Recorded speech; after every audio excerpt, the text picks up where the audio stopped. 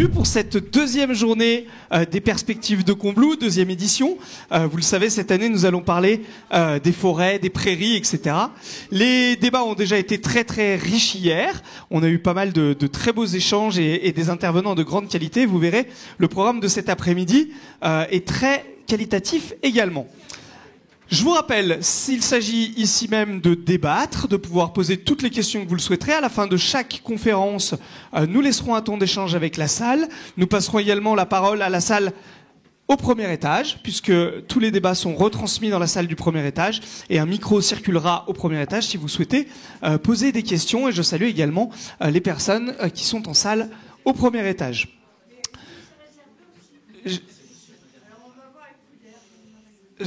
J'excuse également monsieur et madame Raffarin qui vont arriver là dans quelques temps, qui se joindront à nous, qui étaient bien sûr présents pour les précédents débats.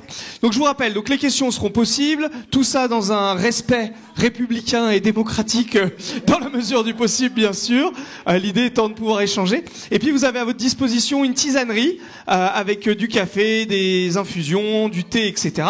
Et puis on marquera une petite pause de 5 minutes entre chaque conférence pour que chacun puisse reprendre son souffle, s'aérer. Et on repartira et on terminera, on clôturera cette journée avec un apéritif convivial. On pourra déguster quelques produits locaux et vous y êtes également tous conviés. Voilà, je ne vais pas faire beaucoup plus long. Je vous souhaite à tous un bel après-midi de débat, d'échanges et de conférences. Et nous allons accueillir sur scène Étienne Klein pour introduire ses premières conférences. Et je pense qu'on peut l'applaudir bien fort. Et Étienne, je te remercie de ta présence ici. Bien. Bonjour à toutes et à tous, je suis ravi de vous retrouver pour cette deuxième édition des perspectives de Combloux. Je vous souhaite une année lumière, sans tirer entre les deux mots, ça fera moins loin.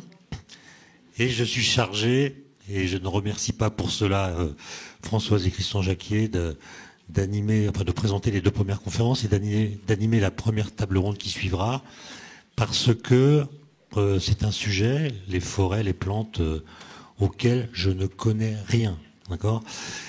Et je sais d'expérience que la seule façon de comprendre qu'on est incompétent, c'est de devenir compétent. Voilà. C'est en devenant compétent qu'on se rend compte qu'avant, on était incompétent. J'ai lu quand même quelques dossiers. Par exemple, je pourrais vous parler assez longuement de la sécheresse édaphique. J'ai travaillé ça dans le train, je peux en parler pendant 1 heure. La sécheresse édaphique. Alors la première conférence sera donnée par Pierre Paccard, qui est ici avec un beau pull vert, qui est responsable de l'unité territoriale d'Annecy à l'ONF, et Alain Baraton, jardinier, écrivain, chroniqueur à France Inter notamment, à qui j'en veux pour 2 raisons. La première, c'est qu'il a écrit un livre qui s'intitule « Je plante, donc je suis ». Moi, j'ai jamais rien planté, donc je doute de mon existence à cause de lui. Et ensuite, c'est quelqu'un qui assume de vouloir faire table rase du passé, puisque l'anagramme d'Alain Baraton, c'est « abolira en temps ». Voilà. Je leur laisse la parole pour un peu moins d'1 heure. Il y a un petit film d'1 heure et demie qui sera le teaser de la projection qui sera faite à la fin de la conférence. On va d'abord regarder le teaser et ensuite, vous prendrez la parole.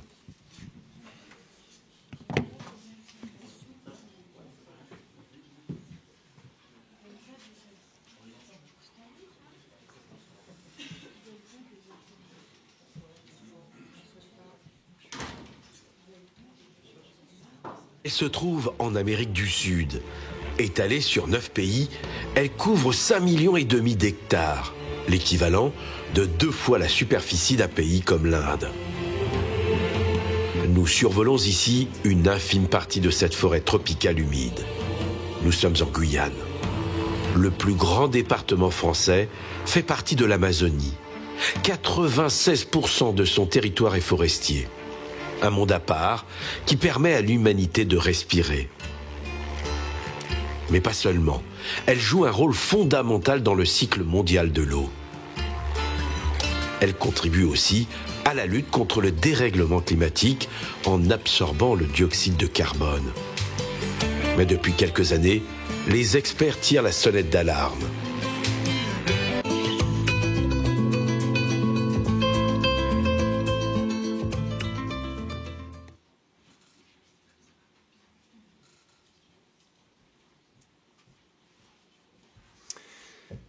Bonjour à tous. Mesdames et messieurs, je remercie les organisateurs pour leur invitation.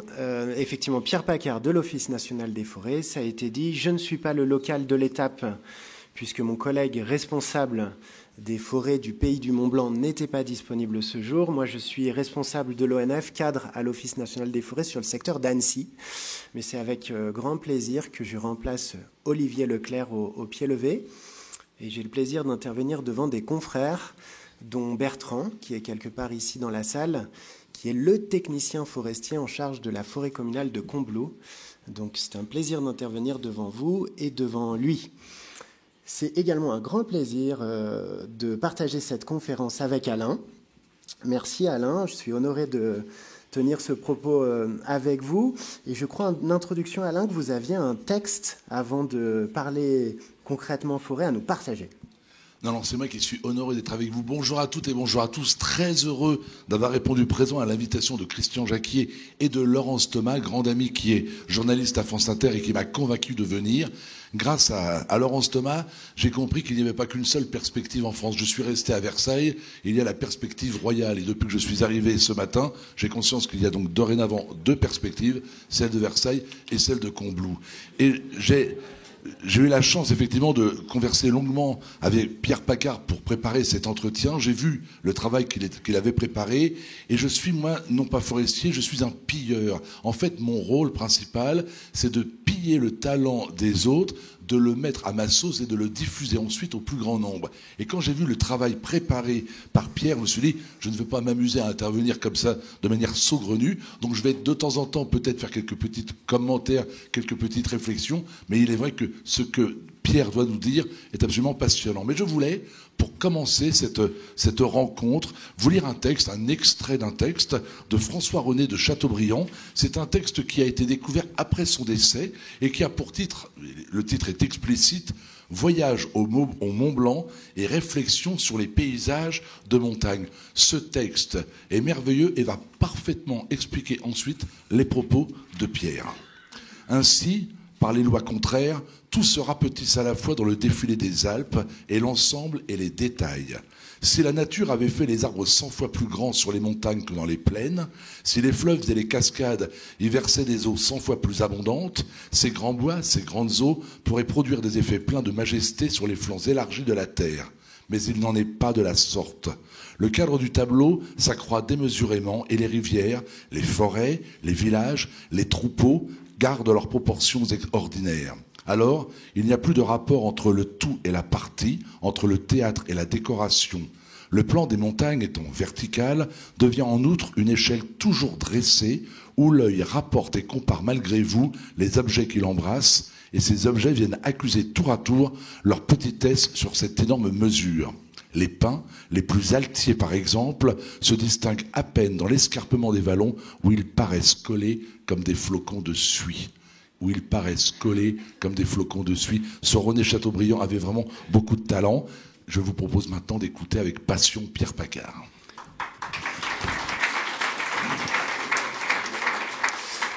Merci beaucoup. Intervenir après Chateaubriand, vous comprendrez que je suis quand même relativement impressionné. Mais donc on est parti pour effectivement cette conférence qui vise à traiter, alors brièvement, on n'a qu'une heure, les forêts dans le monde, en France et sur notre territoire. Et j'ai construit un plan tout à fait original, puisque dans une première partie, je vais vous dire un mot des forêts dans le monde. Dans une deuxième partie, je vais vous parler brièvement des forêts en France. Et enfin, dans une troisième partie, je dirai quelques mots des forêts sur notre territoire.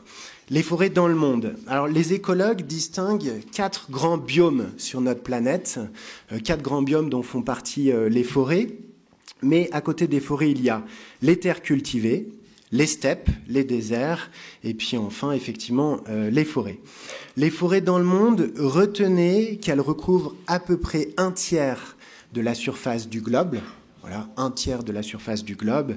Et dans le détail, comme vous le voyez sur cette diapositive, peut-être en petit, je le reconnais, 45% des forêts sont tropicales, sous l'équateur, 27% sont boréales, c'est l'image de la taïga, 16% sont tempérées, les forêts françaises sont des forêts tempérées, Et puis 11% sont subtropicales, donc des forêts qui se trouvent sous les tropiques.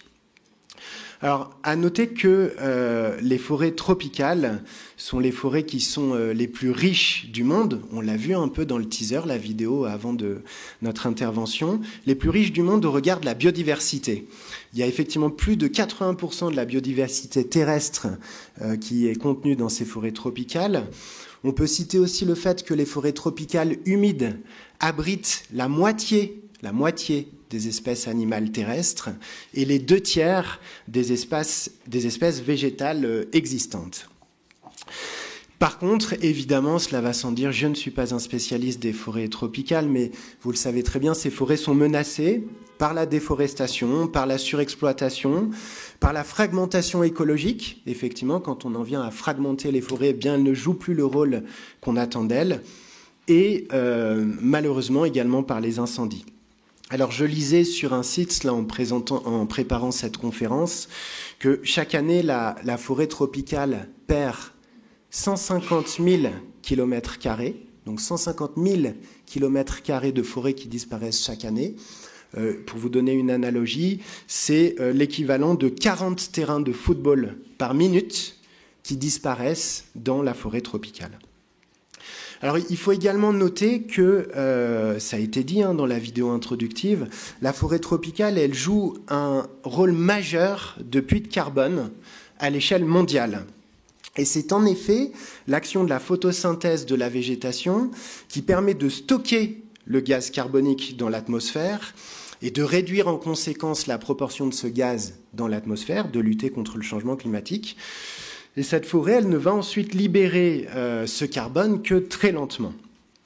Donc, je me permets d'insister parce que la photosynthèse, c'est ce procédé extraordinaire qui va peut-être sauver l'humanité et qui consiste donc à réduire ce dioxyde de carbone, comme vous le voyez sur cette diapositive, grâce à l'eau et aux sels minéraux qui vont être absorbés par les végétaux, avec l'action de l'énergie solaire captée par les feuilles, et le tout va produire de la matière carbonée. Quand je dis de la matière carbonée, c'est du bois. Le carbone est stocké dans le bois. Et en parallèle, ça va évidemment libérer de l'oxygène dont on a fort besoin. J'y reviendrai sur la photosynthèse parce que je crois que c'est un procédé de la nature qui est absolument extraordinaire et qui peut-être nous sauvera. Alors, on parle de forêt depuis quelques instants, mais au fait, qu'est-ce que c'est que la forêt ? On a tous une définition de la forêt, tous un petit bois derrière chez nous dans lequel on aime se promener. Sachez qu'il y a une définition qui est tout à fait officielle, tout à fait technocratique de la forêt. Je vous la projette sur cette diapositive. C'est une définition qui est reprise à l'échelle internationale, notamment par la FAO, et puis à l'échelle nationale par l'Institut forestier français, qui est aujourd'hui l'IGN. Cette définition, elle dit que la forêt, c'est un territoire qui occupe une superficie d'au moins 50 ares.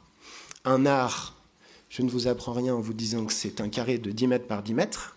Donc 50 ares, 5000 mètres carrés, un demi-hectare, avec des arbres qui peuvent atteindre une hauteur supérieure à 5 mètres, un couvert boisé de plus de 10%, ça veut dire que le couvert projeté au sol doit représenter plus de 10%, et une largeur moyenne d'au moins 20 mètres.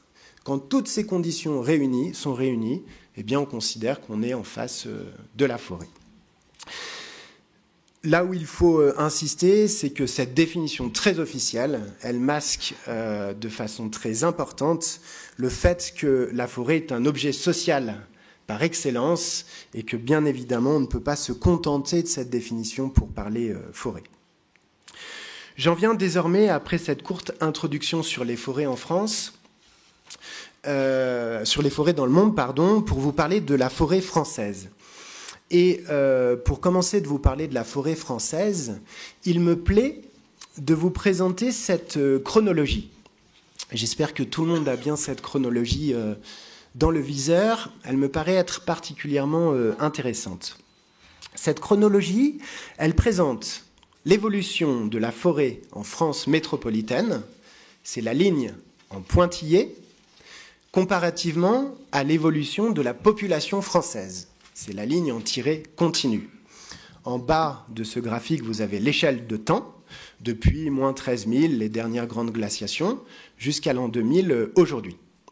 Et cette figure, elle nous montre que le développement démographique considérable en France depuis les 6000 dernières années s'est traduit, vous le voyez, par une régression importante de la forêt. Il faut nuancer ça par le fait que depuis à peu près 200 ans, la forêt française connaît à nouveau une phase d'expansion qui est tout à fait notable, puisqu'en l'espace de 200 ans, la forêt a doublé sa surface. Ce sur quoi je veux insister par ce graphique, c'est qu'en fait, l'histoire de la forêt, dans notre pays, mais c'est vrai dans le monde entier, elle est intimement liée à l'histoire des hommes. C'est facile à comprendre. Quand les hommes avancent, la forêt recule, et quand la démographie s'effondre, eh bien la forêt regagne en surface. Ça se voit très bien sur ce graphique, sur l'épisode de la guerre de 100 ans, où la démographie s'est effondrée, la guerre, les famines, les maladies, et vous voyez que tout de suite, à un moment donné, la forêt a repris le dessus. La situation aujourd'hui, elle est la suivante, c'est qu'on a 16 millions d'hectares, vous ne retiendrez peut-être pas ce chiffre, mais je vous le donne, qui couvre la France et qui correspond à nouveau à peu près un tiers de la surface de l'Hexagone. Un tiers de l'Hexagone est recouvert par de la forêt. Il faut dire au passage, avant de l'oublier, que cette forêt française, comparativement à nos forêts de montagne, elle est essentiellement composée de forêts de chênes. Le chêne, cet arbre splendide, magnifique, compose plus de 40% de la superficie de la forêt française. Ce sont des chênes qui permettent aujourd'hui de faire des mérins. Le mérin, c'est ce qu'on utilise pour faire les tonneaux dans lesquels on va stocker nos plus beaux vins. Et sachez que le monde entier nous envie nos forêts de chênes comme il nous envie notre bon vin. Cette forêt qui, on l'a dit, s'est accrue depuis la deuxième moitié du XIXe siècle, eh bien, elle continue de s'enrichir puisque la forêt gagne dans notre pays à peu près 40 000 hectares par an. Et cette expansion de la forêt française, elle est due à plusieurs facteurs. C'est l'exode rural, d'abord, la révolution agricole de l'après-guerre, où on a concentré l'agriculture sur des terrains, délaissé d'autres terrains, et donc la forêt a gagné dans l'espace. Mais c'est aussi l'action de l'homme, le reboisement de millions d'hectares de forêt par l'État, via un fonds qui s'appelait le Fonds forestier national, qui a permis de reboiser 2 millions d'hectares entre 1947 et 1999. Et puis, c'est aussi les efforts de reboisement dans les pays de montagne, puisque vous auriez été étonné de voir les paysages de la montagne du début du XXe. La montagne française était quand même globalement pelée. On n'y voyait pas de forêt, ce qui n'est pas le cas aujourd'hui. Retenez une seule chose, c'est que dans notre pays, en France, dans l'Hexagone, nous ne sommes pas dans un contexte de déforestation, mais on est bien dans un contexte d'expansion de la forêt qui n'est pas sans poser parfois des difficultés en termes de, notamment, fermeture des paysages.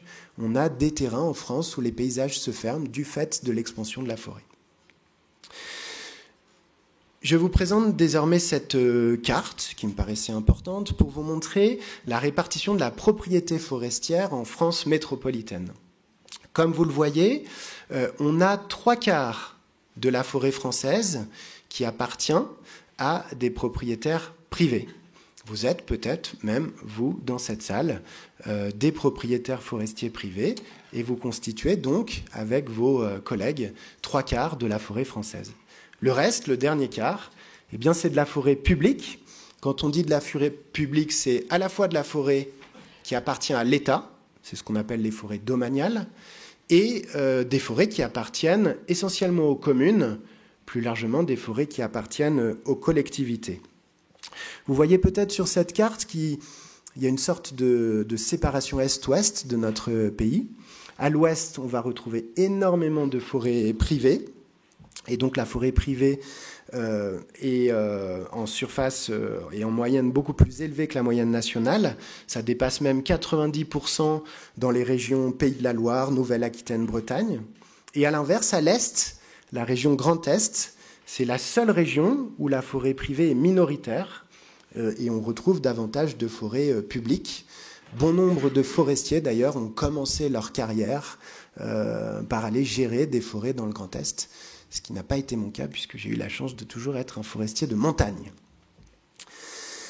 Voici une infographie, enfin, pour terminer cette partie sur la présentation très rapide de la forêt française, qui me paraît être un bon résumé de ce qu'est la forêt française et de ce qu'on s'est dit jusque-là. Forêt française qui constitue la 4e surface forestière en Europe. Je l'ai peu dit, mais un immense réservoir de biodiversité et un rôle important que joue la forêt pour la filtration de l'eau, un rempart contre les risques naturels, évidemment une ressource économique, j'y reviendrai. Cette courbe qui monte, je n'en parle plus puisque j'ai largement insisté sur le fait que la forêt française était en expansion. 6 essences principales, je vous ai parlé du chêne, mais on peut citer aussi le sapin, la diversité des pins qui constituent la forêt française, le hêtre, l'épicéa, le châtaignier, etc. etc. 17 millions d'hectares en France métropolitaine, je l'ai dit. J'ai cité un petit peu l'outre-mer, 8 millions d'hectares de forêt en outre-mer. Donc en tout, la France compte 25 millions d'hectares de forêt. Et il convient à ce moment précis de remercier les rois. Permettez, j'arrive de Versailles et je souhaiterais remercier les rois de France. Pour une raison simple, c'est que les rois de France ont la passion de la forêt pour y chasser, tout simplement. Les grandes forêts de France ont pour nom Rambouillet, le bois de Boulogne, la forêt de Fontainebleau, la forêt de Saint-Germain. Quantité de forêts ont été préservées car il était hors de question de toucher à ces réserves de chasse que les rois utilisaient. Raison pour laquelle d'ailleurs la région parisienne est encore finalement une région très verte.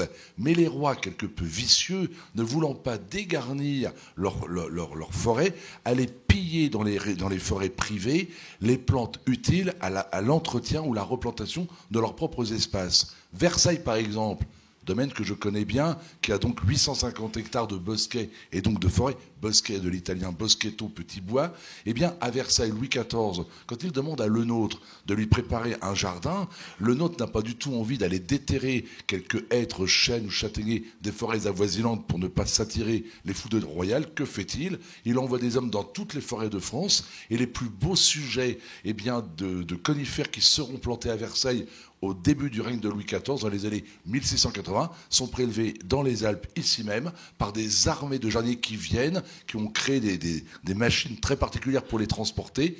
Ils les ont prélevés beaucoup trop gros, beaucoup ne survivront pas, mais sachez donc que les Alpes furent une réserve de plantation, pour Versailles. Et puis juste, mais je sais que Pierre va en reparler dans un instant, on doit aussi au roi d'avoir eu l'idée de quelques textes, ordonnances qui vont permettre enfin de donner un cadre légal, à la protection des forêts. Et ça, je crois que Pierre en parle maintenant. Merci beaucoup Alain pour ces fameuses précisions. Alors effectivement, Alain l'a très bien introduit. Je voulais quand même vous donner quelques éléments d'histoire forestière qui me paraissent être intéressants à vous partager. Alors parmi les rois que vous avez cités, Alain, il y en a un que vous avez oublié et qui me paraît être tout à fait intéressant à citer. C'est Philippe VI de Valois qui va prendre une ordonnance qu'on appelle l'ordonnance de Brunoy. Pourquoi l'ordonnance de Brunoy? C'est parce que Philippe VI de Valois, ce roi de France, va prendre cette ordonnance dans son château de Brunoy, qui a depuis été détruit par la Révolution française. Ce château de Brunoy se trouvait en forêt de Sénart, une fameuse forêt de la région parisienne. Et cette ordonnance, elle est célèbre puisque c'est la première réglementation forestière qui est connue en langue française. Elle a été dictée donc en 1346 et l'idée de cette ordonnance, c'est de préserver les ressources forestières, comme le démontre un de ces articles qui est le plus célèbre et que je vous ai mis sur cette diapositive, qui dit que, je vous en fais la lecture, instruction au maître des forestes d'organiser l'exploitation forestière de telle manière que les dites forestes et bois se puissent perpétuellement soutenir en bon état. Qu'est-ce que ça veut dire en bon français? Ça veut dire qu'on s'autorise à prélever du bois dans la forêt, mais qu'il faut faire attention à ne pas prélever plus de bois que la forêt est capable d'en produire. Si on agit de la sorte, on décapitalise la forêt et on déforeste. Les forestiers aiment beaucoup à dire que c'est l'invention à l'époque, en 1347, du concept de gestion durable de la forêt en l'occurrence. Voilà. Il s'agit de valoriser la ressource forestière tout en protégeant la forêt. Ce qui est intéressant, c'est que cette politique de préservation de la forêt, à partir de cette date de 1346, eh bien, ça va rester une constante de l'histoire de France, notamment avec Colbert, qui, en 1669, va lui aussi prendre une ordonnance qui va viser à protéger et à restaurer la ressource en bois, de chênes notamment, pour alimenter la construction navale. Et comme l'a très bien dit Alain, en fait, quelques siècles plus tard, les chênes qu'on aura plantés en 1600, ils ne vont pas servir à la construction navale, puisqu'entre-temps, on aura, comme Alain l'a précisé, piqué des bois de nos pays de montagne pour construire les mâts des bateaux. Et les chênes que Colbert a plantés, c'est ce que je vous disais tout à l'heure, aujourd'hui, ils servent à faire des tonneaux et du bon vin. Et je ne suis pas sûr que Colbert, à l'époque, avait eu cette vision en plantant ces chênes. Et sauf, pardonnez-moi, juste une petite anecdote un petit peu pour titiller aujourd'hui l'état d'esprit. Vous savez qu'on reproche aujourd'hui à l'administration d'être un petit peu lente, un peu longue. Eh bien, sachez que l'ordonnance de Colbert en 1669 ne sera finalement dans les faits appliquée qu'en 1827. Vous allez nous parler, mais en fait, il a quand même fallu attendre presque 150 ans avant qu'une ordonnance de protection des forêts eh bien, soit mise en place. Je ne suis pas convaincu aujourd'hui que si on devait écrire une ordonnance des forêts, on soit plus rapide pour la mettre en application, mais c'est un autre sujet. L'administration lente, vous ne voulez pas parler de l'Office national des forêts, Alain? Je vous remercie. Parmi les autres dates clés qu'on peut retenir, il y a effectivement la date de 1291 où l'administration des forêts est créée par Philippe le Bel. Ce qui est intéressant, c'est que bien qu'il y ait une administration des eaux et des forêts qui soit créée à l'époque, on ne va pas trouver le moyen tout de suite d'arriver à juguler la surexploitation des forêts françaises à l'époque. Mais voilà, c'est une date qui compte dans l'histoire. On peut retenir aussi la date de 1800, qui correspond au minimum forestier en France. C'est le bas de la courbe, en pointillé, si vous me suivez, que je vous montrais tout à l'heure. Le premier code forestier, histoire issue de l'histoire napoléonienne qui est pris en 1827, et puis les grandes politiques de reboisement qui vont intervenir à compter de la seconde moitié du 19e siècle. Vous me le pardonnerez, mais je n'ai pas pu résister à vous donner la date de 1966, qui correspond à la création de l'Office national des forêts. C'est monsieur Edgar Pisani qui a permis la création de l'Office national des forêts, qui va donc succéder à l'administration des eaux et forêts. Intéressant parce que, de temps en temps, quand je me présente, on me présente toujours comme monsieur l'ingénieur des eaux et forêts. Vous voyez que, entre-temps, l'histoire est passée. L'ONF, c'est donc un établissement public qui est un peu le bras armé de l'État pour organiser la gestion forestière dans les forêts dites publiques. Un établissement qui est placé sous la tutelle de plusieurs ministères. Ministère en charge des forêts, ministère de l'Environnement, puis ministère des Finances, puisque les forêts domaniales font rentrer des recettes issues de la vente des bois dans les caisses de l'État. Donc on est effectivement bien regardé par le ministère des Finances. À peu près 8000 agents qui occupent le territoire pour la gestion des forêts dites publiques. Et retenez 4 missions principales pour l'ONF. La production de bois. On est un acteur majeur pour alimenter la filière bois française, avec 25% des forêts en gestion seulement, on alimente plus de 50% des volumes de bois de la filière. La préservation de l'environnement, je ne suis pas un spécialiste de cette question, mais j'ai des collègues qui sont spécialistes, par exemple, des chauves-souris, et qui sont en capacité de produire une expertise pour protéger les chauves-souris, notamment. Une troisième mission qui est la mission de faire en sorte que les forêts soient toujours accueillantes pour le public. On y reviendra, mais c'est quand même un haut lieu de ressourcement, la forêt. Donc notre mission, c'est de faire en sorte que ces forêts restent accueillantes pour l'accueil du public. Puis une quatrième mission, en montagne plus particulièrement, faire en sorte que la forêt joue toujours son rôle de protection contre les risques naturels. Voilà, on est bien content d'avoir de la forêt en montagne pour nous protéger contre les avalanches, contre les chutes de blocs, contre les glissements de terrain. Vous imaginez qu'entre le sommet de la montagne et les villages, s'il n'y avait pas de forêt, eh bien, les dégâts pourraient être parfois considérables. Je ne reviens pas sur ces chiffres que vous avez ici sur cette diapositive et que j'ai largement déjà détaillés. J'en viens désormais à resserrer un peu l'entonnoir pour vous parler des forêts de notre territoire. Alors, ce qu'il faut dire, avant de l'oublier, c'est que la forêt, chez nous, mais j'ai envie de dire en France de manière générale, est un objet social par excellence. Je l'ai dit tout à l'heure, je le redis. Effectivement, on fréquente la forêt pour randonner, pour ramasser des champignons, pour chasser. Effectivement, la chasse fréquente énormément les forêts. Et il faut dire à ce propos et remercier les chasseurs qui jouent un rôle très important dans l'équilibre sylvo-cynégétique. Voilà. Si on laissait faire les cerfs et les biches, malheureusement, il y a des endroits, j'étais en forêt encore hier, il y a des endroits où la forêt ne pourrait pas se régénérer. Imaginez un troupeau de 40 biches dans une parcelle forestière tout l'hiver, mais à la fin de l'hiver, il reste pas grand-chose en termes de semis. Voilà, donc la forêt est fréquentée aussi pour la chasse, mais pour tout un tas de loisirs, faire du yoga, faire du VTT, etc., etc. Les statistiques nous disent qu'il y a 9 Français sur 10 qui, au cours de l'année, est allé se balader en forêt. Et ça place la forêt en seconde position de l'espace naturel préféré des Français pour leurs loisirs, juste derrière la campagne. Voilà, donc c'est vous dire qu'il y a beaucoup de monde, effectivement, en forêt. Et puis, ce que je voudrais aussi affirmer, c'est que dans nos magnifiques paysages de montagne, comme ici à Combloux, je me suis permis de mettre une photo de Combloux enneigé, la forêt, en fait, c'est une composante majeure des paysages. Voilà. Et je crois que la forêt, elle joue aussi un rôle important dans l'attractivité touristique des territoires de montagne. Les alpages, la forêt, l'or vert de nos montagnes, eh bien, ça permet d'équilibrer les paysages de montagne et de les rendre aussi beaux qu'on les connaît. Je vous présente cette carte du département de la Haute-Savoie. Vous l'avez remarqué, j'ai pris la précaution de placer Combloux sur cette carte.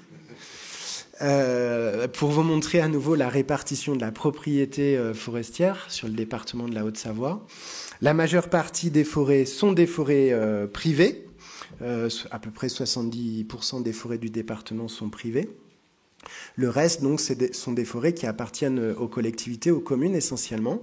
Et puis, à l'État, ce sont les forêts domaniales. Il faut dire que la Haute-Savoie est plus forestière que la moyenne nationale. À peu près 40% de forêt en Haute-Savoie, contre 30% à l'échelle nationale. 2 éléments à propos de cette carte. Je reviens sur les forêts privées.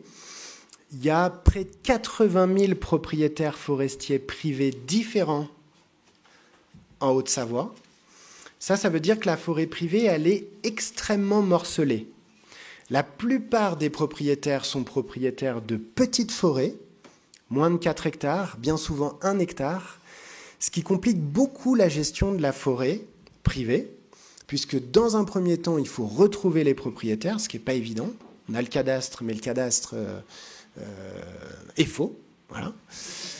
Et donc il faut les retrouver, ces propriétaires, et puis après, il faut les rassembler. Il faut les rassembler dans un objectif de gestion quel qu'il soit, quoi. Et ça, c'est pas évident. Sur un versant de montagne, vous avez parfois 100 000 propriétaires différents qu'il faut arriver à convaincre de la bonne gestion forestière qu'on veut mettre en œuvre. Nous, ONF, on a la chance de gérer les forêts publiques. C'est moins compliqué, puisqu'on a en face un propriétaire, une commune. Voilà, et c'est bien plus facile d'organiser la gestion des forêts dites publiques. Et la deuxième chose que je voulais dire à propos de cette carte, c'est que les forêts domaniales qui appartiennent en bleu, qui sont représentées en bleu sur cette carte, qui appartiennent à l'État, pour beaucoup en montagne, elles sont issues de la politique de restauration des terrains en montagne, qui a été mise en œuvre par l'État au début du XXe. Je vous l'ai dit, la montagne, il y a peu de temps encore, était une montagne pelée, ce qui générait des problèmes d'érosion importants, de crues torrentielles, d'avalanches. Début du XXe, l'État a acquis des terrains, parfois un peu dans la douleur. Il y a eu parfois des expropriations pour essayer de protéger la montagne. Et donc, c'est toute la politique de restauration des terrains en montagne qui a été mise en œuvre. Le gros point bleu au milieu de cette carte, là, c'est la forêt domaniale de Haute-Filière, sur le plateau des Glières, voilà, qui est une forêt qui est issue de cette politique de restauration des terrains en montagne. Une autre caractéristique structurelle des forêts de montagne, et sur laquelle je souhaitais insister, c'est évidemment leur difficulté d'accès pour une valorisation économique de la ressource en bois. Heureusement que des bûcherons et des forestiers sont allés chercher les bois que nous avons au-dessus de notre tête aujourd'hui et qui nous permettent de nous abriter. Et si on doit ces bois qui nous abritent aujourd'hui et qui nous chauffent parfois, j'espère que vous êtes chauffés au bois chez vous, eh bien on le doit au courage des bûcherons, des conducteurs tracteurs, des conducteurs de camions grumiers, des scieurs, des charpentiers, qui vont véritablement aller arracher ces bois aux versants de montagne, qui sont parfois aussi abrupts qu'on ne peut pas tenir dedans. Et moi, je voudrais rendre hommage à ces hommes, je pèse mes mots, qui sont pour moi des héros de la nation, et qui participent aussi de la transition écologique de notre pays. Voilà. Donc merci à eux et merci à toute la filière pour leurs actions qui nous permettent de nous abriter aujourd'hui. Alors, si je zoome désormais, excusez-moi, c'est le tropisme ONF sur les forêts publiques de Savoie et Haute-Savoie. Je ne vais pas revenir sur ces chiffres, je vous ai donné tellement de chiffres que vous avez la tête farcie, mais retenez qu'il y a 5 essences principales dans les forêts publiques que gère l'ONF, mais je pense qu'on peut étendre à la forêt privée sans aucune difficulté. 2 résineux qu'on ne peut pas ne pas citer, l'épicéa et le sapin dans nos forêts, en mélange avec des feuillus, le hêtre, le frêne et le chêne, qui sont les 3 feuillus principaux qu'on va retrouver dans nos forêts de montagne. On parle de sapin, nous sommes en pleine période de fête de fin d'année, peut-être l'occasion de parler du sapin de Noël, mais de manière un petit peu différente. Je vous écoute avec beaucoup d'attention, vous parlez de l'exploitation des arbres, et fort heureusement les forêts sont gérées, et on peut aujourd'hui toucher du bois plutôt que des matières plastiques. Mais la question que l'on est en droit de se poser, c'est tous ces arbres que l'on coupe, quelle était leur espérance de vie? En un mot, combien de temps un arbre peut-il vivre? Eh bien, j'ai peut-être fait, enfin pas moi, mais des scientifiques, une découverte assez extraordinaire. Les arbres sont peut-être immortels. Et je dis bien immortels, et si vous le permettez, en 3 minutes, je vais tenter de vous expliquer ma théorie. L'arbre le plus vieux de Paris est un robinier. Il vit dans le square Viviani, c'est juste à côté de Notre-Dame. Il a été planté vers 1600, sous Henri IV, et cet arbre a donc vu l'extension de la ville. Il est toujours là, il est toujours magnifique. Je le trouve extraordinaire. En plus, à titre personnel, j'adorais cet arbre parce qu'il vivait dans le square Viviani. Moi, je pensais que Viviani rendait hommage à cet astronome italien qui, au XVIIIe siècle, donnait des noms à des étoiles. Erreur. Il s'agit d'André Viviani, homme politique, inventeur de l'impôt sur le revenu. J'ai été un petit peu déçu. Toujours est-il que 1604 pour un arbre, 4 ou 500 ans d'existence, c'est peut-être pas l'éternité, mais c'est beaucoup moins que l'olivier de Roquebrune-Cap-Martin, qui est âgé de 2000 ans, ce qui ont fait l'arbre doyen en France. 2000 ans d'existence. Ce n'est pas l'éternité, mais c'est beaucoup. J'aurais pu vous parler des séquoias de Californie, etc. Mais j'aurais pu aller ainsi jusque dans un bosquet du nord de la Suède ou de la Norvège en 2004, lorsque Leif Kuhlmann, c'est le nom d'un biologiste, découvre un bosquet de sapins et il est intrigué. Il y a une souche qui produit un tronc. Le tronc est bien vivant.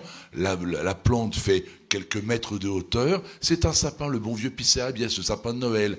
Et quand il branche ses appareils pour calculer l'âge de l'arbre, dendrochronologie, avec des méthodes modernes qui évitent de couper l'arbre pour compter les cernes ou de l'endommager, quand il voit le chiffre qui apparaît sur le compteur, le nombre, il se dit, soit j'arrête de me droguer, soit je change les piles de mon appareil parce qu'il doit y avoir un problème quelque part. Alors, il vérifie tout ça, il appelle des collègues russes et américains qui viennent au chevet de cette souche pas très grande, mais qui continue de produire des rejets et un arbre en particulier. Et aujourd'hui, officiellement, cet arbre est donc âgé de, je vous donne l'âge exact, de 9550 ans, ce qui en fait donc l'arbre le plus vieux du monde. Donc ce qui est très important à se souvenir, c'est que des arbres sont capables de vivre très longtemps, que si les arbres doivent être exploités dans les forêts, bien évidemment, il faut toutefois, dans les villes et partout où cela est possible, respecter ce qu'on appelle les vénérables et que les arbres classés remarquables le soient par une loi. Saviez-vous qu'en France, aujourd'hui, aucun arbre n'est réellement protégé par la loi? Ça, c'est pas tout à fait normal. Donc, il faut que l'Office national des forêts, et je vous remercie vraiment pour le travail que vous faites, il m'est arrivé d'avoir envers l'administration de l'ONF des propos pas toujours très aimables. J'ai toujours été admiratif du travail que vous, sur le terrain, vous faites, parce que vous êtes une équipe de femmes et d'hommes vraiment d'une compétence ordinaire, et vous parlez d'un sujet que vous maîtrisez parfaitement bien. Mais il faut que, on aime les arbres, se rappeler que, l'arbre est capable de percevoir son environnement, que l'arbre, de par son nom d'ailleurs, vous donne toujours de précieux renseignements. Le sapin de Norman, que l'on achète tous pour les fêtes de fin d'année, il s'appelle Norman, ça ne vient pas d'une région du Nord, c'est le nom simplement d'un zoologiste finlandais qui a découvert l'arbre au 19e siècle dans une région de Turquie. Pareil pour le sapin de Douglas, qui rend hommage à David Douglas, un autre botaniste. Quand on connaît l'arbre, quand on connaît son nom, quand on connaît ses origines, et quand on sait qu'il peut vivre peut-être 1000 ans, voire plus, on ne peut que le respecter, et c'est, je crois, le travail que fait l'ONF, car honnêtement, je ne suis pas là pour vous faire de la pub, mais vous faites vraiment un travail remarquable. Je vous en prie, poursuivez, jeune homme. Je vous remercie, Alain. On peut l'applaudir, effectivement. L'applaudir puisqu'il dit du bien de l'ONF, effectivement. Je poursuis en vous livrant moi aussi une anecdote à propos du sapin de Noël, si vous le permettez, Alain. Je suis en ce moment submergé de mails par des gens qui sont pleins de bonne volonté et qui veulent aller replanter leur sapin de Noël en forêt. Et croyez-moi, ça me brise le cœur, mais je suis obligé de leur répondre que ce n'est pas possible, puisque la réglementation interdit, pour la bonne préservation du patrimoine génétique de nos forêts, d'aller replanter son sapin de Noël en forêt. Seuls les plants qui sont tracés et qui sont autorisés par l'administration peuvent être plantés en forêt pour protéger la forêt française. Et Versailles refuse également, en fin d'année, les dons de sapin de Noël, sachez-le. Comme quoi, le Jardin de Versailles et l'ONF sont en phase sur cette question. Je vais me permettre de tester vos connaissances. Je vais essayer de vous faire deviner, mais je ne doute pas que vous allez réussir, puisque la question qui va s'afficher est tout à fait facile. Je ne doute pas que vous allez réussir ce test de connaissances. Je vais essayer de vous faire deviner quel est ce résineux, parmi les deux principaux résineux qu'on trouve dans nos forêts de Pays de Savoie. Ce résineux, donc, c'est un résineux qui a les aiguilles douces. Il ne pique pas de part et d'autre du... Alors vous pouvez quand même laisser afficher en régie la diapositive, voilà. Donc il a les aiguilles douces de part et d'autre du rameau, des bandes blanches sur la face inférieure de ces aiguilles. Il a une forme conique dans ses jeunes années, et puis plus il est vieux, plus il va faire la table. Vous voyez, une forme de table. Et ce qui permet de le distinguer de son confrère, qu'on retrouve dans nos forêts de montagne, c'est que lui, il a les cônes qui se dressent, à la différence de son confrère qui a les cônes qui pendent. Alors, qui vote pour l'épicéa? Qui vote pour le sapin? Vous êtes très fort, de très bons forestiers que je pourrais embaucher dans mon équipe. Il s'agit effectivement du sapin qui se distingue par ses cônes qui se dressent. Le sapin, c'est ce qu'on appelle une dryade. Une dryade puisque c'est un arbre qui va s'installer à la fin de la chaîne des arbres qui vont s'installer en forêt, à la différence de son copain l'épicéa, qui lui, je le redis, a les cônes qui pendent, et qui lui est plutôt une essence pionnière, qui aime beaucoup la lumière, et qui va avoir tendance à s'installer plus rapidement que le sapin. Et on se souvient que dans épicéa, il y a la lettre P comme pendant, c'est comme ça qu'on s'en rappelle. Petit truc mémotechnique, autre petit truc mémotechnique, mais nous quittons le monde des forêts. Comment distinguer le catalpa du paulownia quand il n'y a ni fleurs ni graines? Eh bien, les feuilles sont reliées 3 par 3 sur le catalpa et 2 par 2 sur le paulownia. Il y a 3 A dans catalpa, il n'y en a que 2 dans paulownia. Je poursuis. Donc, alors, pour être un bon forestier, évidemment, il faut savoir reconnaître les principales essences. Je vous passe la devinette sur le hêtre. J'avais compté vous faire deviner le hêtre, mais je vois que le temps passe, donc j'accélère un petit peu. Le hêtre, qui est un formidable bois. Alors, il faut dire qu'en forêt de montagne, on en fait surtout du bois de feu, ce qui est quand même regrettable parce qu'on a des jolis hêtres qui permettraient de faire aussi du bois d'œuvre dans nos forêts de montagne. Et je m'efforce avec mon équipe de conduire du hêtre pour en faire des belles pièces de bois d'œuvre. Mais là où je voulais en venir, c'est que pour être un bon forestier, il faut effectivement savoir reconnaître les arbres et pouvoir jouer ainsi sur le mélange des essences. Mais on peut également jouer sur ce qu'on appelle la structure du peuplement forestier. Qu'est-ce que c'est que ça, la structure du peuplement forestier? La structure du peuplement, en fait, c'est la répartition des arbres dans une forêt par classe d'âge et donc de diamètre. Dans une structure régulière, comme vous l'avez à l'écran, vous avez tous les arbres qui ont le même âge, qui ont donc le même diamètre et la même hauteur. C'est ce qui confère à cette forêt une structure régulière. Dans une structure irrégulière, à l'inverse, vous avez des arbres qui sont d'âge et de diamètre différents, ce qui va conférer un étagement vertical au peuplement. On a une strate basse, une strate intermédiaire et une strate haute.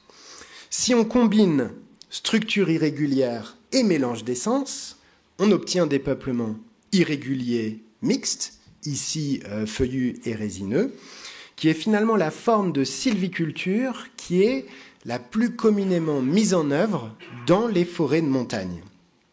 Et cette sylviculture irrégulière, mixte, des peuplements mélangés, elle présente de nombreux avantages. En fait, ça va permettre de maintenir un couvert boisé dans le temps en ne prélevant que de temps en temps les arbres qui sont arrivés à maturité. À la différence de la structure régulière où quand tous les arbres sont arrivés à maturité, on n'a plus d'autre choix que de couper toute la forêt et éventuellement de replanter. Par ailleurs, cette structuration du couvert, c'est aussi un élément qui est favorable à la biodiversité.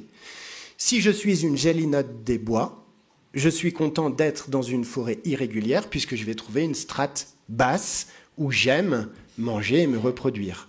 Si je suis un pic noir, je suis content d'être dans une forêt irrégulière puisque je vais avoir une strate haute où je vais pouvoir creuser ma loge pour me reproduire. Donc voilà, cette structure irrégulière, elle est aussi favorable à la biodiversité. Et puis enfin, parlons argent. Cette structure irrégulière, elle est aussi intéressante pour le propriétaire puisque comme on va venir prélever régulièrement, à peu près tous les 10 ans, des bois qui sont arrivés à maturité, ça va nous permettre d'assurer au propriétaire un revenu qui est plus régulier qu'une coupe de bois tous les 100 ans. Si vous le permettez, Alain, je voudrais terminer cet exposé en termes de perspective par une réflexion sur les défis forestiers qui s'imposent à nous aujourd'hui. Et ces défis forestiers, vous l'aurez rapidement compris, en fait, ils nous sont imposés par les changements climatiques pour lesquels la forêt est, de mon point de vue, évidemment une victime, je vais y revenir, une victime de ces changements climatiques. Vous qui êtes au Savoyard, vous avez peut-être déjà repéré dans le paysage que malheureusement, beaucoup de forêts sont en train de sécher, en particulier les forêts d'épicéas. Donc la forêt est bien une victime de ce changement climatique. Mais de mon point de vue, qui est partagé par bon nombre de forestiers, la forêt c'est aussi une alliée formidable dans la lutte contre le changement climatique et je vais y revenir. Alors quand on parle de forêt victime, il y a plusieurs manifestations de ça, pas très loin de Combloux d'ailleurs. La forêt, elle est victime d'attaques parasitaires. Vous avez ici en photo un insecte que je porte pas tout à fait dans mon cœur en ce moment, qui s'appelle le scolite. Le scolite, c'est un petit insecte qui n'est pas plus grand que l'ongle du petit doigt et qui va venir se loger entre le bois et l'écorce des épicéas. Entre le bois et l'écorce, c'est là où circule la sève. Et quand le scolite a fait tout le tour de l'arbre avec ses copains, eh bien la sève ne peut plus circuler et les épicéas meurent. Retenez pour l'anecdote qu'en l'espace de 3 générations, un couple de scolites va produire 390 000 confrères.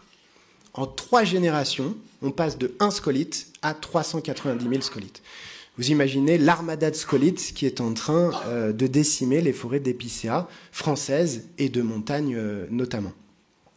Deuxième manifestation de ces changements climatiques qui impactent fortement la forêt française, les forêts de montagne, c'est les sécheresses et le risque d'incendie. Vous avez ici la photo d'un incendie qui a eu lieu sur la commune de Beauzelle, en Savoie, il n'y a pas si longtemps que ça. Donc même la forêt de montagne, dans des périodes de forte sécheresse, de canicule, est sujette aux incendies. Et puis enfin, je ne suis pas un spécialiste du climat, mais on a quand même des coups de vent ces dernières années qui occasionnent beaucoup de chablis dans nos forêts. Pas très loin d'ici, 2019, tempête, la forêt de Maglan, près de 100 hectares qui tombent. Donc tout ça, c'est quand même des impacts très forts du climat sur la forêt. La bonne nouvelle, c'est peut-être l'optimisme de la jeunesse, c'est que je crois qu'on peut agir et on ne peut pas rester les bras ballants. Agir comment ?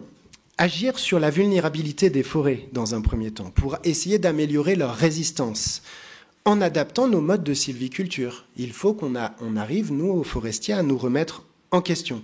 Par exemple, en faisant des coupes plus régulières, peut-être moins intenses en volume, qui vont favoriser une forêt plus mélangée, moins capitalisée, une forêt plus jeune, plus dynamique, qui va permettre de résister à ces attaques du climat.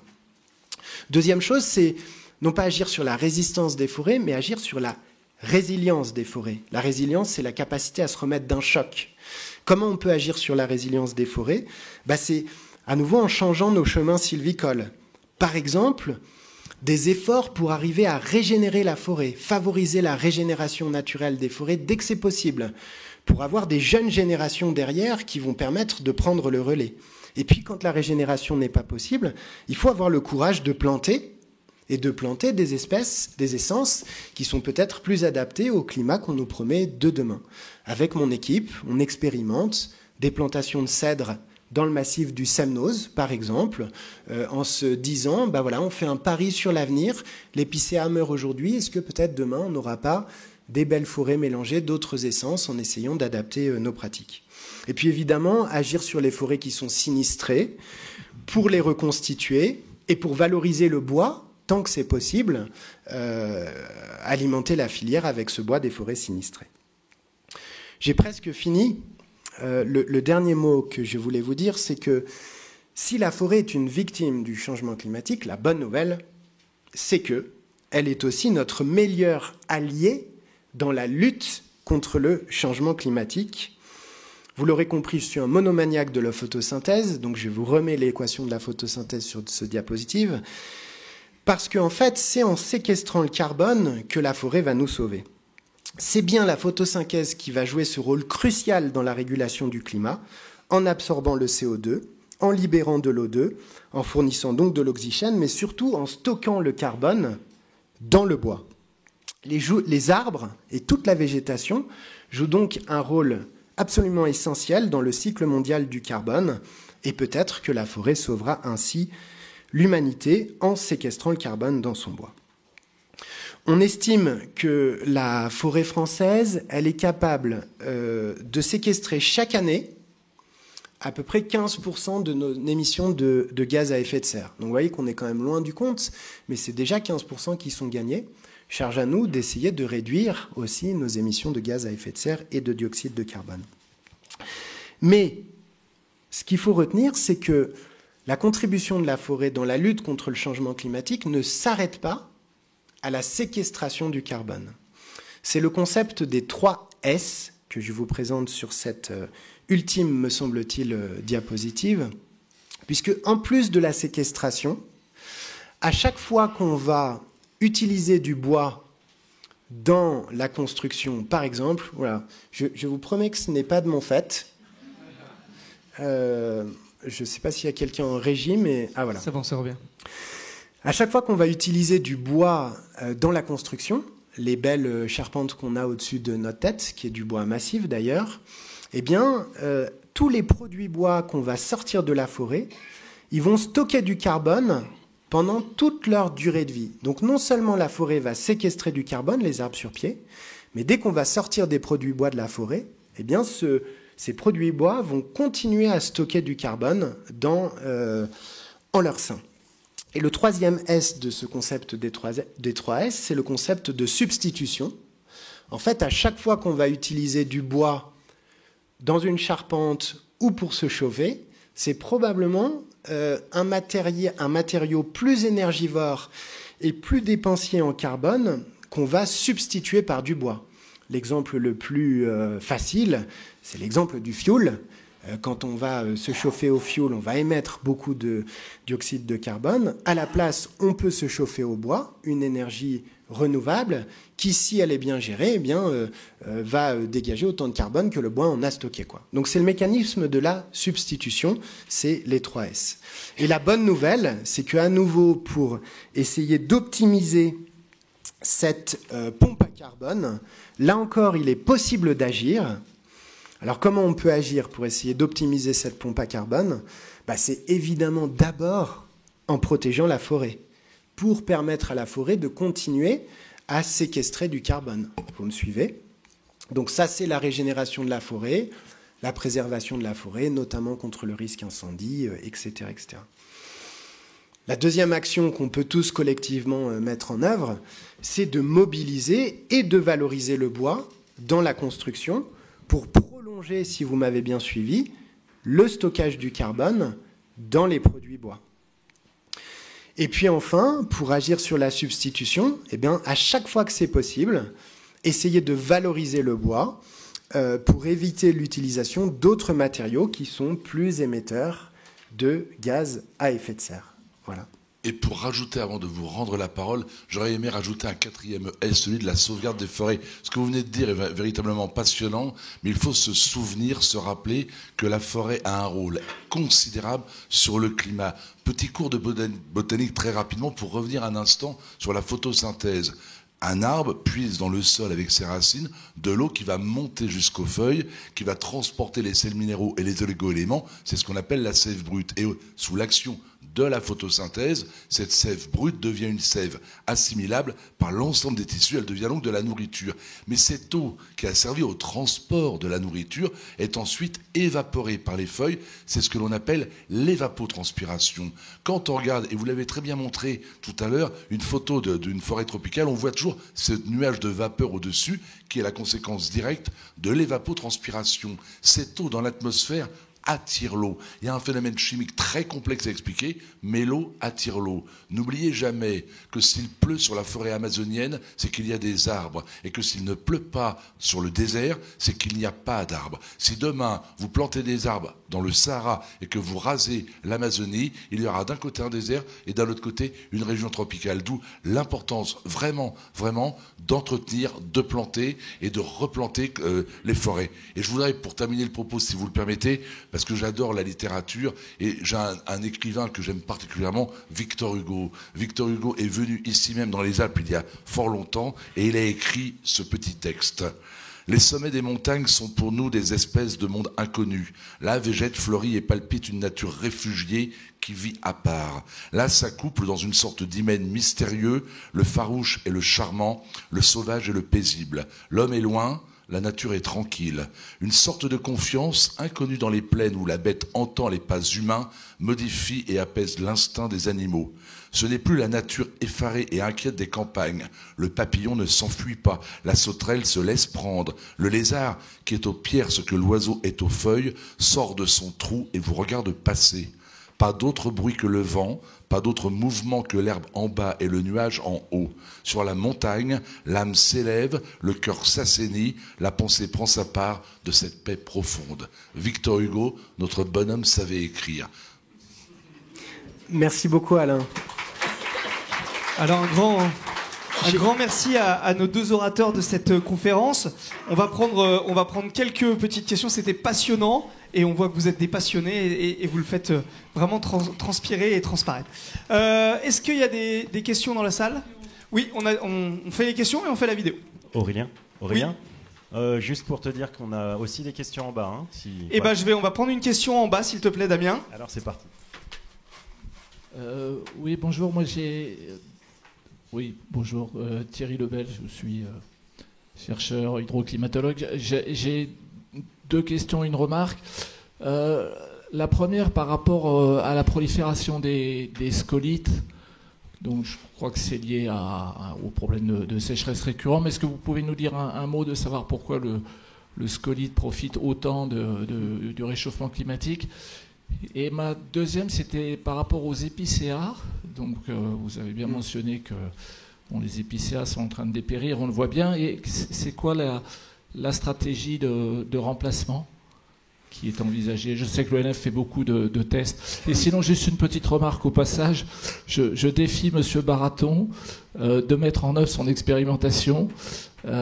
C'est pas en coupant la forêt amazonienne et en la transportant au Sahara qu'on fera pousser une forêt équatoriale au Sahara. Il y a des problèmes de dynamique régionale du climat qui font que cette expérimentation ne fonctionnerait pas. Même si effectivement localement et qu'on plante des forêts, ça peut aider à améliorer le bilan d'eau, mais voilà, c'est pas que des problèmes de biologie, il y a un peu de physique derrière quand même. Sur le scolite et l'épicéa, une réponse en 3 temps. Le premier pour vous dire que demain, il y aura un exposé passionnant du département santé des forêts. En l'occurrence, c'est un collègue de l'ONF qui s'appelle Didier Cornevin, qui viendra vous expliquer un peu toutes les maladies, toutes les causes de dépérissement qu'on trouve en ce moment en forêt. Et donc, je vous invite à venir assister à sa conférence qui est prévue demain. Cela étant dit, donc sur le scolite, donc il faut savoir en fait, et je pensais à ça en venant vous rejoindre dans la voiture. En fait, le scolite, je disais que je le porte pas tout à fait dans mon cœur, mais c'est pas vrai. Comme tous les autres insectes et animaux de la forêt, je l'aime le scolite. Je l'aime parce qu'il fait partie de l'écosystème. Et en fait, il a toujours fait partie de l'écosystème. C'est-à-dire que depuis la nuit des temps, depuis qu'il existe de la forêt, il y a ces insectes-là qui existent en forêt et qui jouent un rôle d'ailleurs dans l'écosystème forestier. Heureusement qu'il y a des scolites en forêt pour nourrir les oiseaux qui eux-mêmes ont un rôle dans l'écosystème forestier, quoi. En fait, le scolite est simplement un symptôme de la vraie cause, qui est une cause de la dégradation du climat par l'homme. Voilà. Et le scolite aujourd'hui est favorisé par des températures qui sont nettement plus élevée que celle qu'il a connue il y a quelques centaines d'années en arrière. Vous avez entendu comme moi que l'année 2024 a été l'année la plus chaude jamais enregistrée depuis l'ère pré-industrielle. Voilà. Et le scolite, en fait, pour avoir un niveau de population, je ne sais pas s'il faut dire acceptable, mais dans tous les cas moyen, il a besoin d'hivers froids. D'hivers froids qui, si vous me permettez, vont lui tomber sur la gueule et vont faire mourir des petits scolites qui ne pourront pas prendre leur envol au printemps. Voilà. La difficulté, et vous le voyez aujourd'hui même, en fait, c'est qu'on ne connaît plus d'hivers froids qui vont permettre de réguler tout le cortège d'insectes parasitaires qu'on trouve en forêt et qui du coup vont se mettre à pulluler et à exploser. Voilà. Donc c'est la raison pour laquelle le scolite aujourd'hui est plus nombreux que nous les forestiers et on n'arrive pas à les attraper. Quel est le prédateur du scolite ? Le prédateur du scolite, c'est notamment des oiseaux de la famille des pics. Voilà. Et il y a un pic qui adore le pâté de scolite, c'est notamment le pic tridactyle. Voilà, qui est un oiseau plutôt rare, mais qui adore manger des scolites. Mais il faudrait aujourd'hui balancer des canadaires de pics tridactyles en forêt pour arriver à juguler le scolite. Et puis j'ai retenu une partie de la question qui était la stratégie sur le remplacement des forêts d'épicéas qui dépérissent. Alors, on a à nouveau une réponse en 3 temps. La première chose, c'est que de notre point de vue, il faut essayer de valoriser le bois tant que c'est possible. Un bois qui est scolité, il a à peu près une durée de vie d'1 an. Pour pouvoir être transformé en belle charpente, au-delà d'1 an, le bois commence à se dégrader et on ne peut plus le valoriser de façon noble pour en faire du bois d'œuvre. Voilà, c'est la première chose. La deuxième, c'est que quand c'est possible, il faut militer pour favoriser la régénération naturelle, en fait, essayer de compter sur la résilience de la nature pour régénérer elle-même de la forêt en se basant sur le patrimoine génétique des essences qui sont en place. Par contre, si la forêt d'épicéas est remplacée par une forêt d'épicéas, c'est là où le forestier va intervenir avant que ce soit le carton et l'échec pour essayer, c'est le 3e temps de ma réponse, de planter, en faisant, il faut le dire, des paris sur l'avenir, des essences qui sont susceptibles d'être plus adaptées au climat de demain. Et l'épicéa qui a été favorisé à basse altitude, parfois à quelques centaines de mètres d'altitude, aujourd'hui il n'a plus sa place. Et il faut essayer de le favoriser par des forêts de feuillus. Avec mon équipe, on plante notamment du chêne pubescent, qui est un chêne qu'on retrouve plutôt en Méditerranée, en se disant, bah voilà, ce chêne pubescent, peut-être que dans 50, 100 ans, ça sera un bel arbre qui constituera nos forêts. Voilà. Donc on fait de la migration assistée, c'est le concept, pour essayer de reconstituer les forêts là où on le peut.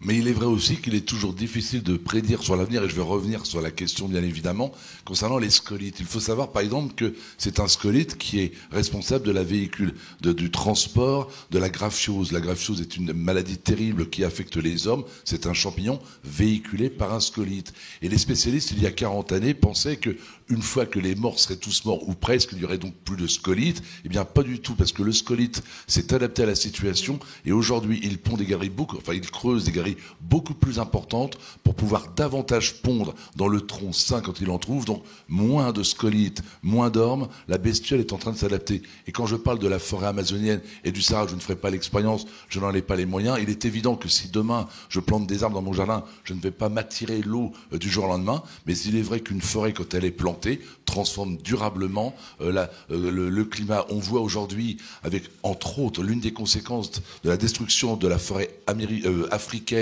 et amazonienne, eh bien les conséquences climatiques avec un dérèglement et en particulier une direction prise par les ouragans. C'est un sujet très complexe. Merci.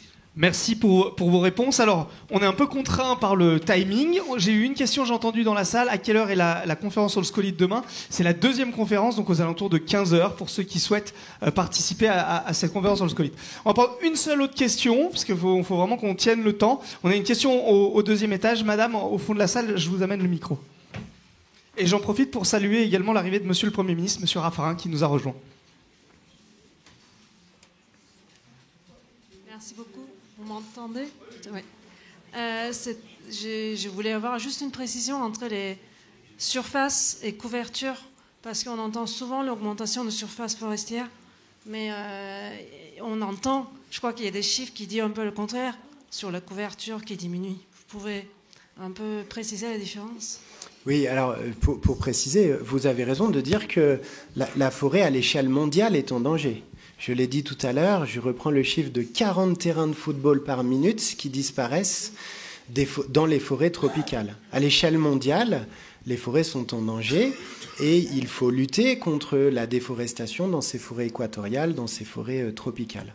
Par contre, et c'est là où je voulais insister, il faut faire la différence entre ce drame qui se joue dans les forêts équatoriales, dans les forêts subtropicales, et la situation dans la forêt métropolitaine, où là, la forêt française est effectivement en expansion depuis ce minimum forestier qu'on peut dater à peu près de 1800. Donc aujourd'hui, je réinsiste sur cette chose importante, la forêt française est plutôt en bonne santé dans le sens où elle s'accroît chaque année. Alors, vous aurez raison de me dire qu'une forêt qui gagne dans un terrain agricole, par exemple, qui a été abandonné, avant d'être une belle forêt de chênes comme on en connaît en forêt de troncée, je reviens à mes mérins, à mes tonneaux et à mon vin, eh bien il faut quelques centaines d'années. Donc la forêt grandit, mais avant que ce soit de la très belle forêt telle qu'on la connaît à certains endroits, il va falloir encore quelques siècles. Mais je me permets vraiment d'insister là-dessus parce qu'il y a des amalgames terribles qui se font, et moi-même et mon équipe, on se fait parfois tancer sur le terrain. Lorsqu'on organise des coupes de bois dans le cadre d'une gestion durable, il nous arrive de nous faire traiter d'assassins. Mais ces coupes de bois-là, je réinsiste, se font dans le cadre d'une gestion durable de la forêt et dans un contexte national où la forêt française est, je le crois sans être objectif, plutôt protégée. Merci. Monsieur Baraton, vous voulez quelques précisions, non? Vous complétez le propos, c'est la dernière question, donc je vous laisse aussi. Non, je voulais simplement vraiment dire combien j'ai apprécié vos propos. L'Office national des forêts a souvent été accablé, critiqué. Je voudrais à nouveau dire combien l'ONF emploie des jeunes gens et des moins jeunes gens d'ailleurs dans l'entretien, la gestion de nos forêts. Nous n'avons pas à rougir des forêts françaises. Elles sont belles, elles sont joliment entretenues. Vous êtes aujourd'hui les sentinelles de l'environnement. Et moi, je voulais vraiment vous dire combien j'ai été fier pour cette petite heure d'être modestement à vos côtés. Merci infiniment. Je vous remercie alors. Merci. Et donc on va faire le lien avec la forêt équatoriale, puisqu'on a Morad qui nous a préparé une petite vidéo pour parler justement de ce sujet-là et qui va venir clôturer cette conférence. En régie, je vous laisse diffuser cette vidéo et je vous laisse la découvrir.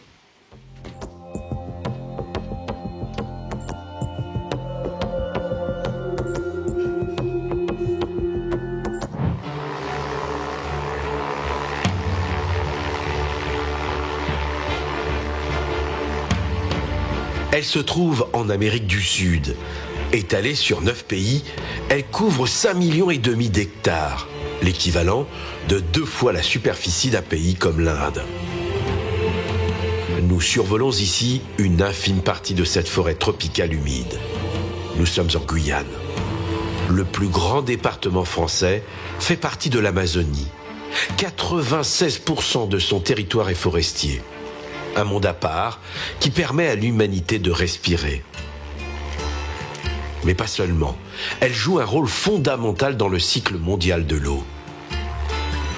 Elle contribue aussi à la lutte contre le dérèglement climatique en absorbant le dioxyde de carbone. Mais depuis quelques années, les experts tirent la sonnette d'alarme. Nous sommes ici dans la forêt de Parakou. C'est un laboratoire à ciel ouvert, une forêt préservée et étudiée depuis plus de 40 ans.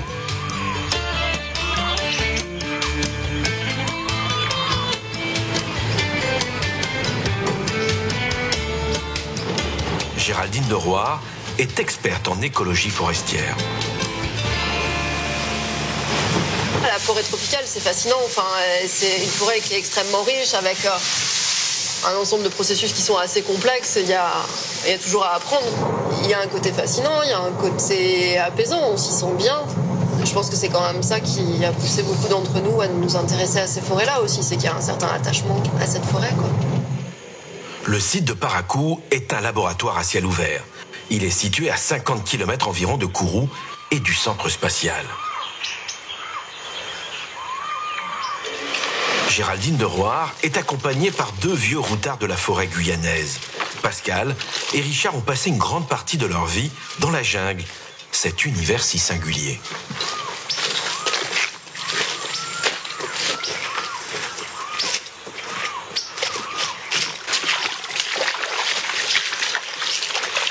Donc là, on rentre en forêt.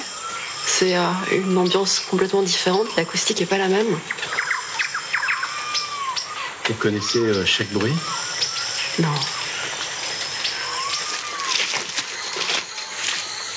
Plus on avance, plus les sons évoluent. Mais il ne faut pas se laisser distraire. Il faut absolument suivre les layons, ces chemins qui balisent la forêt. Là, on arrive sur la parcelle 6. On a pris le layon qui nous conduit de la piste à la parcelle. Et puis, par contre, pour faire de l'inventaire, pour aller mesurer les arbres, on va quitter le layon et puis on va rentrer sur la parcelle. Une parcelle parfaitement délimitée qui fait 1 hectare, où l'équipe vient chaque année relever la taille et la croissance des arbres.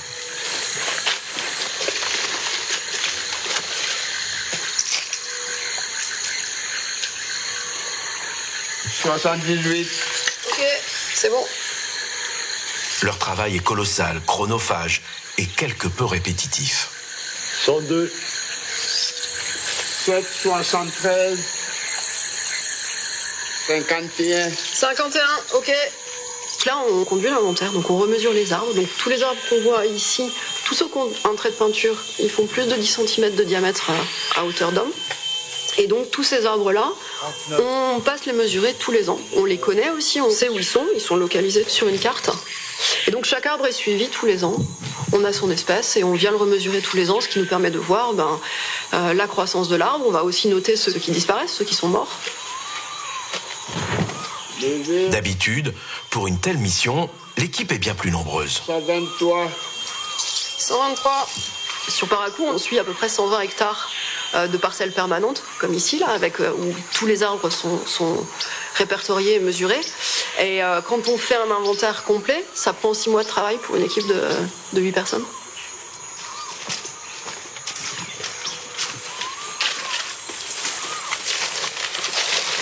Ces données constituent un trésor et surtout une base pour mieux comprendre le fonctionnement de cette forêt tropicale humide.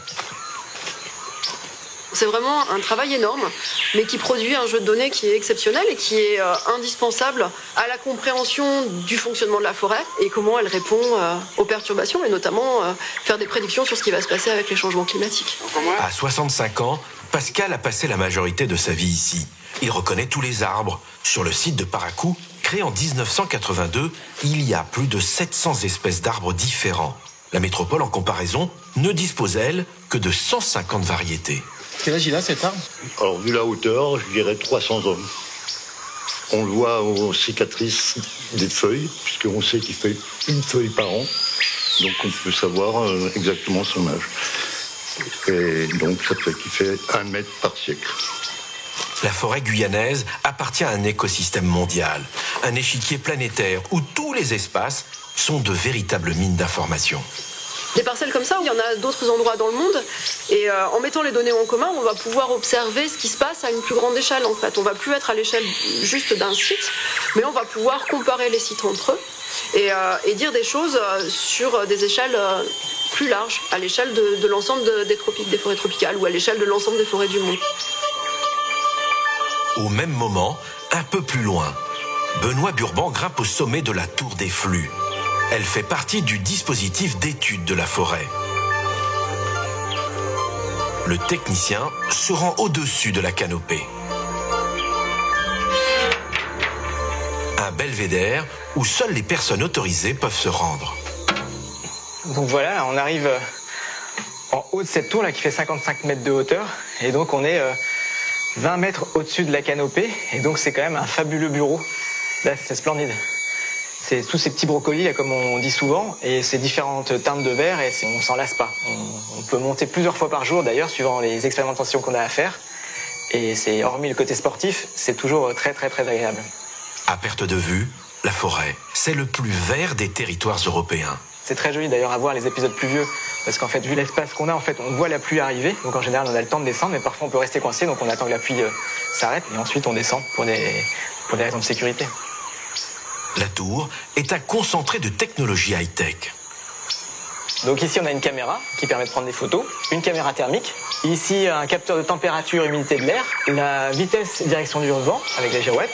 Et ici, la quantité de pluie, donc un pluviomètre qui permet de comptabiliser chaque demi-heure la quantité d'eau de pluie qui tombe au niveau du sol. Ici, on trouve l'élément le plus important du dispositif. On a un capteur qui mesure le CO2 et l'eau. On fait ça sur une échelle d'une demi-heure, on appelle ça un flux de CO2 ou d'eau. Et on le fait 48 fois par jour, 365 fois par an, et depuis maintenant presque 20 ans. Ces mesures sont prises depuis 2004. C'est une base de données fiable, unique au monde. En effet, la température, elle augmente, et donc elle va augmenter apparemment de manière plus importante. Et cet écosystème qu'est la forêt tropicale humide va avoir des processus qui vont être modifiés et de manière irréversible. Donc ça, c'est une catastrophe et ça va avoir des enjeux majeurs pour l'homme. C'est la principale question aujourd'hui. Comment cette forêt va-t-elle réagir au réchauffement en cours? Nous retrouvons l'équipe de Géraldine de Roire. Cette forêt, dans laquelle nous avançons péniblement, est particulièrement bien préservée. Quelle richesse! Et cette richesse, elle joue sur le fonctionnement de la forêt, en fait. Il y a des études qui montrent que des forêts qui sont plus diverses, qui ont plus d'espèces, c'est des forêts qui sont à la fois plus productives et des forêts qui peuvent être aussi plus résilientes. Donc qui vont répondre d'une meilleure manière aux perturbations, et notamment aux perturbations des changements climatiques.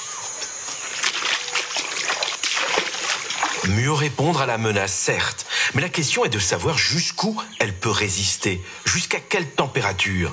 Les signes ne se voient pas au premier coup d'œil, mais la forêt commence à souffrir. Donc ici, on a un arbre qui est mort. Tu peux me prêter ton couteau ? Donc ouais, ici, on voit bien que l'écorce se détache.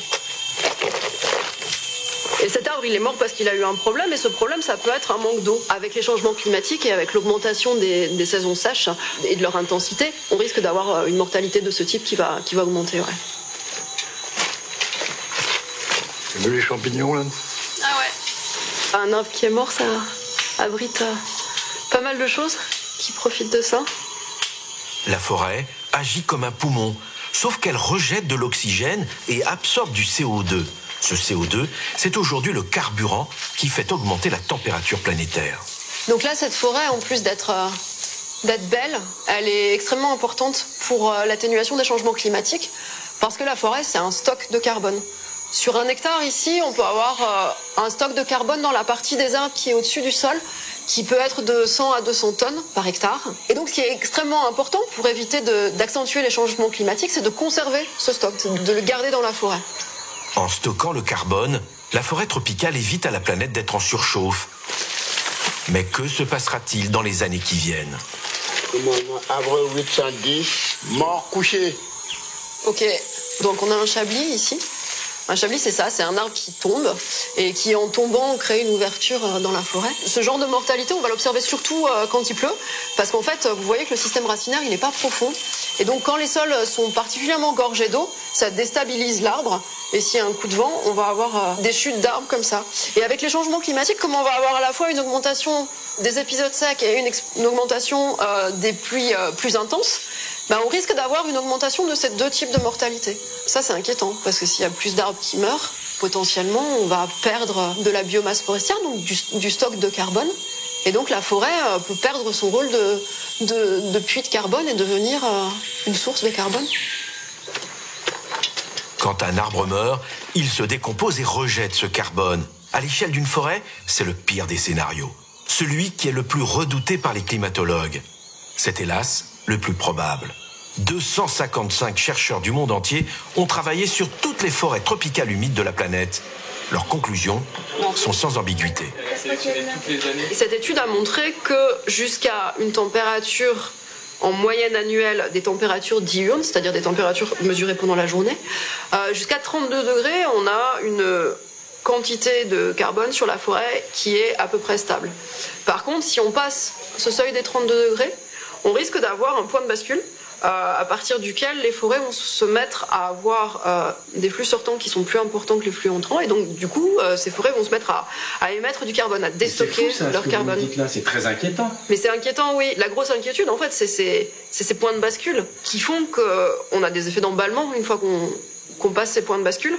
En tout cas, la forêt ne serait plus un élément qui atténue les effets des changements climatiques, mais si elle déstocke du carbone, ça va les exacerber. Donc on va avoir des choses qui s'emballent, ouais, effectivement. Ça, c'est grave. Oui. Ça accentue le changement climatique, effectivement. Avec des conséquences encore plus violentes. C'est un effet d'emballement, vraiment. Quelques jours plus tard, Sylvie Retailleau, la ministre de la Recherche, fait sa première sortie en Outre-mer. Elle choisit la Guyane et le site de Paracou. Dans la vraie vie, on va dire. On sait qu'à 32 degrés la journée, il se pourrait que la forêt guyanaise se transforme. Alors moi, c'est ce que j'ai appris tout à l'heure, effectivement, en moyenne de 32, moi ce qu'on m'a dit c'est une moyenne, etc. Et que des études peuvent montrer que justement le stockage du carbone peut vraiment changer par rapport à une moyenne de 32 degrés. Donc c'est aussi ces impacts-là qu'on demande à avoir. Ça veut dire que ça... De toute façon, on sait que ça peut exploser la température. Alors, enfin, c'est dramatique. C'est bien pour ça qu'on demande des données et des prévisions de données pour savoir comment on agit. Mais ne faut-il pas agir dès maintenant? Il faut être assez lucide pour voir que c'est urgent de faire quelque chose, mais pas pessimiste au point de dire on est tous foutus et il n'y a plus rien à faire et on ne fait plus rien. Réagir au plus vite, le temps presse. Si le point de bascule est atteint, la forêt va se transformer en émettrice de carbone et relâcher tout ce qu'elle piégeait jusque-là. Une situation irréversible, aux conséquences inimaginables.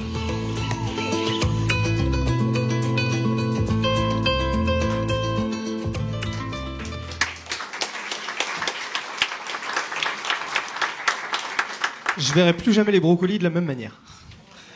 Allez, en tout cas, merci à tous les deux pour ces très riches échanges.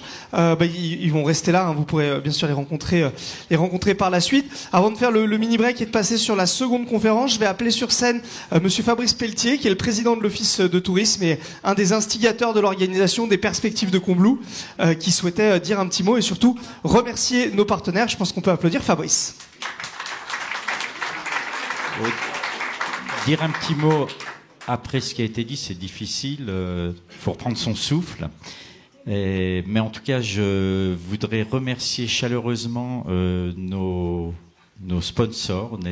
Ces perspectives n'existeraient pas sans l'aide de la région Auvergne-Rhône-Alpes, sans l'aide du département de la Haute-Savoie, de la communauté de communes des Pays du Mont-Blanc, qui nous soutiennent, et de notre partenaire privé, le Crédit Agricole, dont certaines personnes sont dans la salle. On vous remercie chaleureusement pour votre soutien. Et puis bien sûr toute l'équipe des organisateurs. Donc je vais commencer par Damien Sudreau, parce que je l'ai oublié hier, donc comme ça je le dirai 2 fois. Françoise et Christian Jacquier.